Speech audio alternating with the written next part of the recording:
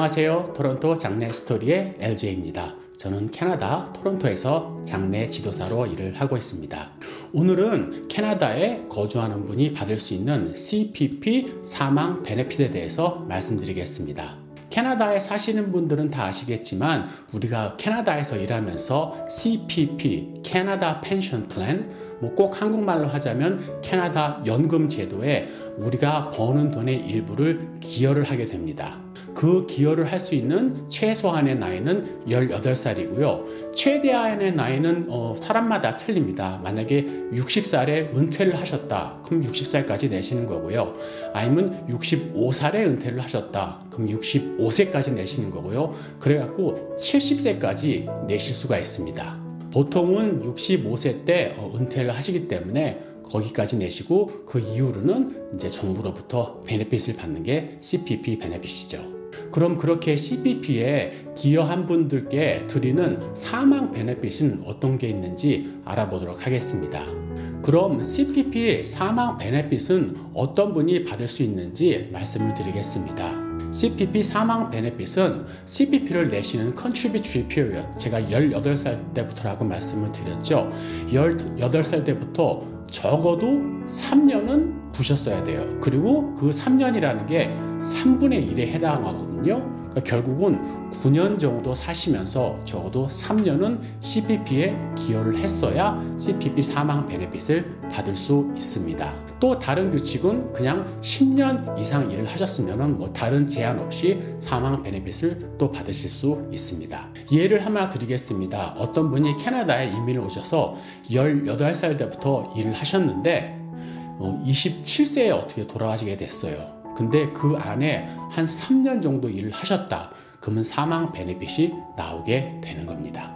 CPP에 기여할 수 있는 미니멈과 맥시멈이 있습니다. 만약에 1년에 한 1000불 정도 버셨다. 그럼 CPP에 내실 그런 이유가 전혀 없거든요. 최소한의 1년 인컴은 3,500불이 되셔야 CPP에 기여를 하실 수 있고요.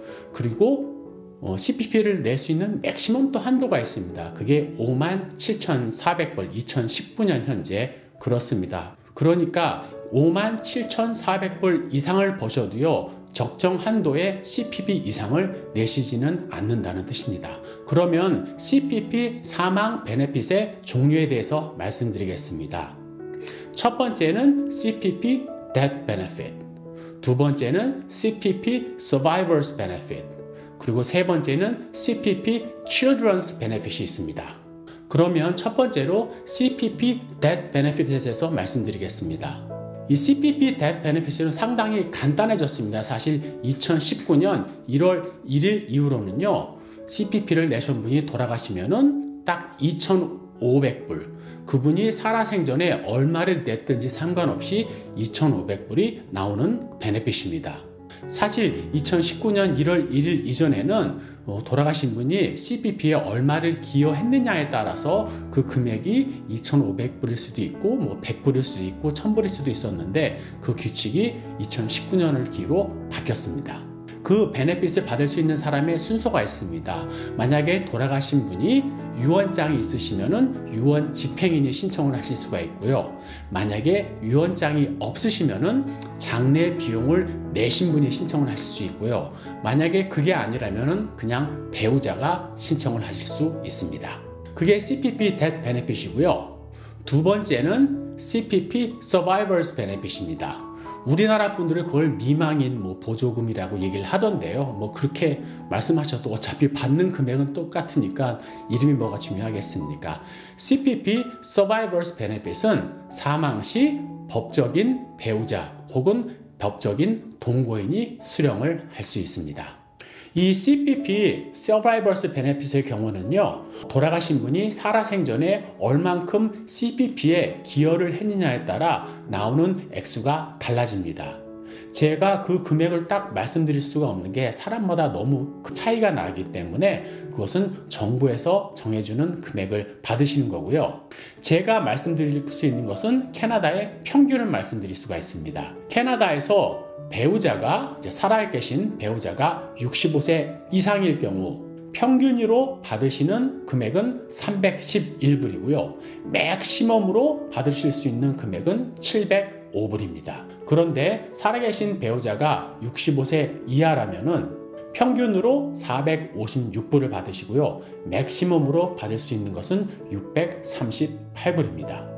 그리고 이런 경우도 있습니다. 만약에 돌아가신 분의 배우자가 65세 이하이고 CPP를 안 받고 계시다. 뭐 그런 경우가 되게 많겠죠. 그럴 경우에는 정부에서 어떤 플랫 레이트를 준 다음에 그 위에다가 돌아가신 분의 살아생전에 받던 CPP의 37.5%를 얹어줍니다. 그리고 살아계신 배우자가 65세 이상인데도 CPP를 안 받는 경우가 있거든요. 왜냐하면 일을 안 하셨기 때문에. 그럴 경우에는요, 그냥 단 한 가지, 돌아가신 배우자가 받으시던 CPP의 60%를 그냥 이분이 받으시게 되는 겁니다.